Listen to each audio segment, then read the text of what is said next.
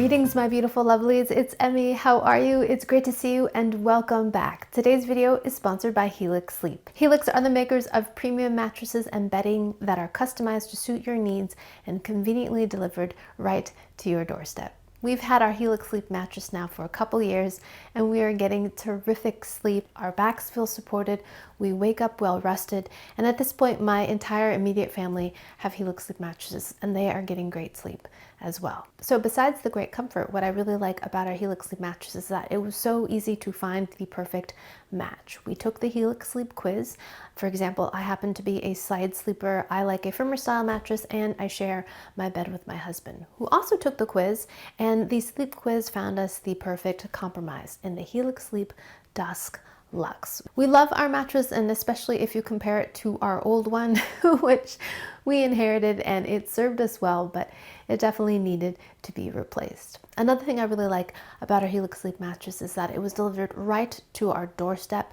If you live in the US, shipping is free, and it came rolled up in a cardboard box, which made it easy to maneuver our flight of stairs, and I was able to install the mattress myself. All Helix Sleep mattresses come with a 120-night sleep trial to make sure you love it and a lifetime warranty. There are 20 unique mattresses to choose from, and Helix has recently launched a series of mattress toppers. They sent me their premium mattress topper, which we've been using on our guest bed, and our guests have reported getting great sleep. And I love the fact there are options for everyone. A mattress topper is a great way to extend a current mattress or to make your current mattress more comfortable. Helix also wants you to be happy. They have easy and seamless exchanges and returns. So the new year is a great time to upgrade your sleeping situation. If you'd like to try Helix out for yourself, you can click the link down below or head over to helixsleep.com/emmymade and take advantage of their New Year's final hours sale. It's 20% off site-wide. Big thanks to Helix for sponsoring this video and for their continued support so I can make better videos for all of you. Alrighty, my lovelies, today we're going to be making a pizza recipe that King Arthur Flour calls their recipe of the year. It's for a flaky puff crust pizza, which sounds just right. Thin, crispy, and full of buttery flavor. In fact, we are going to laminate. We're going to put layers of butter in between the layers of dough, which is going to help with the flakiness and then, of course, give us a great buttery flavor. I am a fan of thin crust pizza, and if you're a fan of thin crust pizza, I think you might like this one too. That's the reason why I'm going to make it. And another thing I like about this recipe is that we do not have to let this dough rest for very long.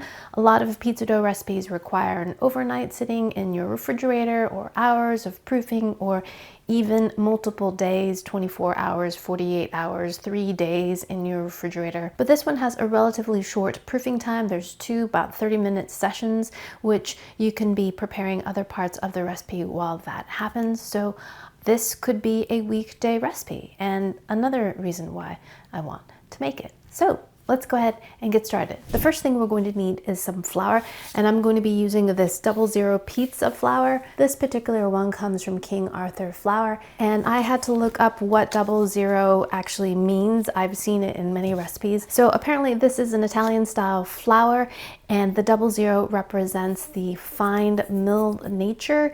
I think there's also a 0 and a 1. It's a way of defining how finely milled the flour is. I also read that this is made from the endosperm of the wheat kernel. Now, I didn't know that there are 3 main parts of a wheat kernel: the outside, which is the bran; the middle, which is the endosperm, the white starchy bit; and at the very bottom we have the germ, which is the sprouting part of the seed. Isn't that interesting? So if you have whole wheat flour, then the whole kernel is ground. So it has some of that bran from the outside and gives us that kind of nutty, kind of somewhat coarse texture of whole wheat flour. But this is completely made with the endosperm, which is the inside of the kernel. No germ or bran. So white and starchy and finely milled. So we're going to need 300 grams of that. And to that, we are going to add some instant yeast, 2 1/4. Now this is instant yeast, which is a little bit different than dry active. If you've only got dry active, then look online to see what the conversion is, because there is a conversion. So now we need some salt, a good amount of salt. Salt is really important for it to taste good. And a little bit of sugar, just about a half a teaspoon. Give that a whisk just to mix everything together.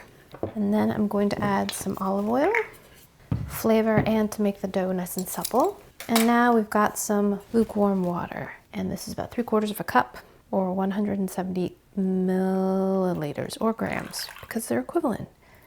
Isn't the metric system lovely? Now we are going to mix this together to form a dough, and we will add the butter later in the folding process. Ooh, I love the smell of yeast. I can smell it right away.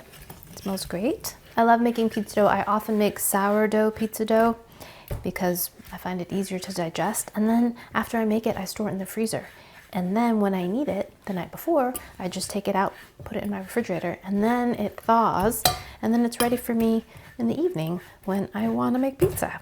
It's so great. Okay, now we are going to just knead this a bit to incorporate everything. I'm very curious to see how this 00 flour makes a pizza crust. I've never used it before, but it's supposed to be really nice. So I'm just working it until the dough feels like it's no longer dry. Just feels like everything is well incorporated. All right, I think we are just about there. So it's been a few minutes, just kind of working the ingredients together. And there's our dough ball. And now we have this covered, and we're going to wait a half an hour before we shape it once again and add our butter. So I'll be right back in about a half an hour. Alrighty, lovelies, it's been a half an hour since we let our dough rest, and here it is. It looks pretty much the same. We're going to just lightly dust it with some flour. Same thing with the countertop, just a little bit of flour. Now we're gonna roll this out to a 10 by 13 inch rectangle. So move it around, a little more flour. So the resting time allows the gluten to kind of relax and therefore make the rolling process easier. If we were to do this right after we mix the dough, it would be really difficult to roll it out. It would want to stretch back, spring back. So that is the reasoning. So what do we have here? We have 13, 10. Perfect. Now we're gonna grab our butter. So this is 4 tablespoons of butter that I grated, and I've been keeping it in the refrigerator so it's nice and cold. It makes it easier to sprinkle onto the dough and distribute. We also want the butter to stay separate. We don't want it to blend and melt into the dough. So another reason why we want to keep it cold. So I'm putting about 3/4 of it down. After we've spread that, we're going to fold it into thirds, sandwiching that butter inside. Press the butter in a little bit into the dough before you fold it so that it stays evenly distributed rather than moving around on you. So I should have done that before I flipped. Okay, now flip and kind of press to seal. And we want this to be about 4 inches wide. Ooh, almost. Pretty close. So I'm going to just give this a little bit of a press and roll here to get our 4 inches in width. Now we add the remaining butter on this level. Next, we're going to fold it one more time in thirds, but lengthwise. So this way. And then we're going to fold it up to create a packet like this. So that's what it looks like on the side. Isn't that lovely? Now we're going to flour this one more time, just lightly. Now we're going to roll it into an 8 by 9 inch rectangle. Just give it a little press. And this rectangle shape is helpful because our final pizza is going to be a rectangle. So trying to maintain that. Oh, it's so satisfying to feel and hear all those layers kind of sticking together. Let's see. Whoop. We are at 8.5 by 8, so a little bit more this way. Now we're going to cover this with our baking pan, and we're going to let it rest for an additional 15 minutes. Again, allow the gluten to kind of relax so we can get it to our final size. While this is resting, this is a good time to prepare your toppings. In this case, I'm just going to follow the King Arthur recipe and make a cheese pizza with a basil oil on top. So shred your cheese and cut up your fresh mozzarella into 1/4-inch cubes. And by the time we finish all of that, it'll be ready to top the pizza. So another thing we can do right now is to start preheating our oven. We want it at 475 degrees Fahrenheit.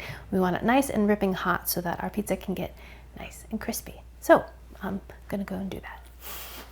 Alrighty lovelies, 15 minutes have elapsed, and now we are going to roll this so it fits this pan. This is a half sheet. This is 13 by 18 inches.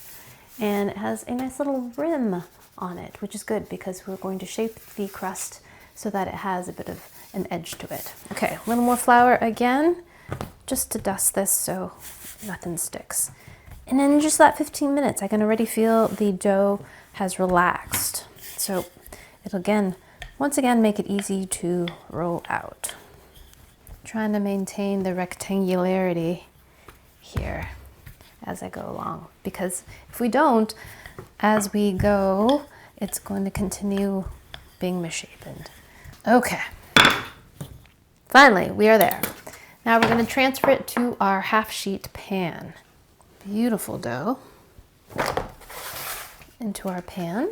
We're going to press the dough up the sides of the pan, just about halfway, so we have a little bit of a crunchy crust on the edges. So press up on the edges here, work this around. Super. Very simple. Ta-da! There we go. So now we're going to cover this and let it rest for 30 to 40 minutes before we top it. So the toppings for this pizza are going to be pretty simple. We're going to be simply using cheese and sauce. Just 2/3 cup of sauce that we're going to just smear all over, a relatively thin amount because we want the crust to remain crispy. And then we're going to top it with just a bit of Parmesan cheese for that nice kind of rich saltiness. On top of that, we're going to add our freshly grated mozzarella cheese, and then little cubes of fresh mozzarella on top of that. So 3 different cheeses. If you like to add pepperoni, then use less fresh mozzarella and put pepperoni instead. And then we're going to place it into our preheated oven at 475 degrees and bake it for 15 minutes. Immediately after you take it out of the oven, you're going to transfer it onto a rack because we don't want it to get soggy. We've worked really hard to get this dough nice and crispy and thin. Putting it on a rack allows the steam to escape so that our crust doesn't get soggy. Once the pizza is baked, I'm going to come back and we're going to top it with the basil oil, which I'm about to make, and then we're going to give it a taste. So while the dough is rising, let's go ahead and make our finishing basil oil. This is optional, but it looks very pretty, and I'm sure it's going to add a ton of flavor to the pizza. So I've got some fresh basil here. We're going to mince it finely. Basil smells so great. Reminds me of summer. So into a bowl, generous 2 tablespoons, and to that we're going to add 1/4 cup of olive oil, bloop, some minced garlic, a small clove of minced garlic, and some lemon juice, not too much, about a teaspoon. And some salt. Now, if there's any left over, I think this would be great on greens. On anything, really. You can imagine this on roasted potatoes. I'm gonna add some black pepper because I love pepper. All right, that's our basil oil ready for our pizza. So I will be back once I've topped it and baked the pizza and we're ready to taste it. Alrighty, lovelies, see you in a little bit. Alrighty, lovelies, I'm back with the baked pizza. Look at this, doesn't that look stunning? It looks like school cafeteria pizza, but better, way better. Now what we're gonna do is take our garlic basil oil that we made and we're just gonna dot this on the pizza. It smells so stinking good.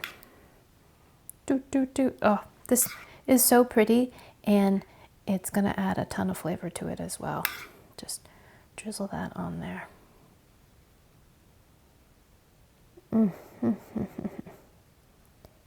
Beautiful. The rectangular shape is giving me school cafeteria pizza vibes for sure. Oh my goodness, yes. Alrighty, there it is. Gorgeous. Look at the layers. Isn't that cool? Finally, let's give it a taste. Itadakimasu.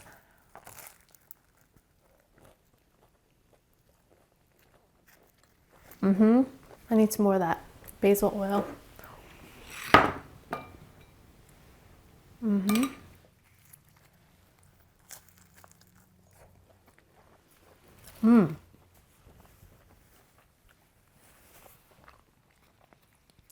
Pretty stinking good. The crust is unlike any other crust I've had before. It's a little bit like puff pastry, which makes sense because we layered butter in there. It's almost like a croissant. You can have little layers like that, and it's tender like a pastry. Less of a crackery crunch that I'm used to when I have a thin crust pizza, which I love. This is a little bit different.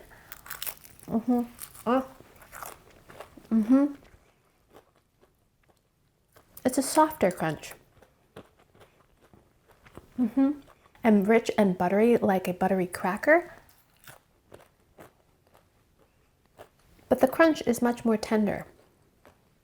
Not like a rigid, hard, thin crackle crunch, which I like. But this is just different. I think I would like a little bit more sauce. The cheese is very nice, nice and dairy, which goes nicely with the buttery crust. Cheese is so good. And I really do like the addition of the basil oil. It adds a nice freshness and a garlicky kind of zing. It crushed the whole piece. It reminds me a little bit of grandma style pizza, grandma style pan pizza, not upside down grandma pizza, but that style of pan pizza, but much more thinner and pastry-like. Yeah, it's more pastry-like than almost pizza-like, but pretty stinking good. One thing though is I would like it even more crispy, but I did bake this in a rimmed aluminum pan rather than a dark pan, which they recommended. A dark Lloyd pan is what they had, a nice steel heavy pan. And the dark color of the pan absorbs more heat and creates a crisper crust. So I would like it even more crispy, but I didn't have that kind of pan. I only have aluminum rimmed pans. So maybe if I even use my blue pan, that might have created a more shatteringly crisp crunch, which I think I would have liked even more. You do get it a little bit on the edges, which is nice. I would have just liked it more in the middle, but pretty delicious slice of pizza.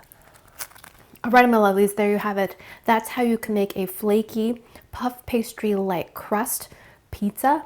That's really stinking delicious. I think I would like it even more with pepperoni. When it gets nice and cuppy and burnt and toasty around the edges, I think that would really complement the kind of delicate crispness of this crust. That nice crisp pepperoni edge, I think would go really, really nicely with this crust. So I think that's what I'll try next time. Alrighty, my lovelies, thanks so much for watching, and big thanks to Helix Sleep for sponsoring this video. If you want to start off the new year with a new Helix Sleep mattress, you can click the link down below or head over to helixsleep.com/emmymade and take advantage of their New Year final hour sale. It's 20% off site-wide. Thanks again for watching. I hope you enjoyed that one. I hope you learned something. Please share this video with your friends. Follow me on social media, like this video, subscribe, and I shall see you in the next one. Toodaloo, take care, bye!